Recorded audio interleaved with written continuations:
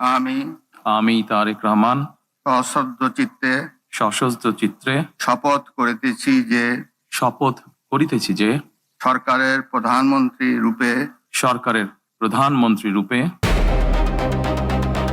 17 বছরের নির্বাসন শেষে ইতিহাসের শিখরে দেশের 11তম প্রধানমন্ত্রী হচ্ছেন তারেক রহমান।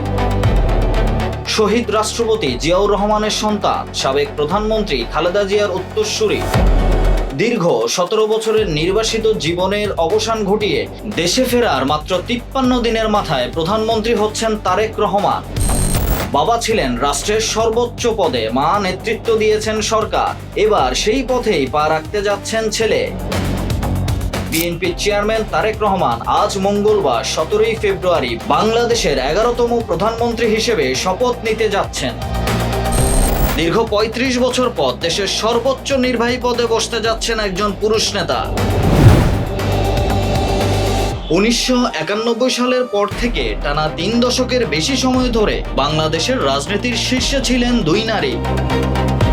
এবার সেই ধারায় পরিবর্তনের বার্তা, এক দীর্ঘ প্রতীক্ষার অবসান, এক রাজনৈতিক অধ্যায়ের নতুন সূচনা। 35 বছর পর আবারও পুরুষ প্রধানমন্ত্রী পাচ্ছে বাংলাদেশ। ইতিহাসের পাতায় তাই বিশেষভাবে লেখা থাকবে আজকের দিনটি।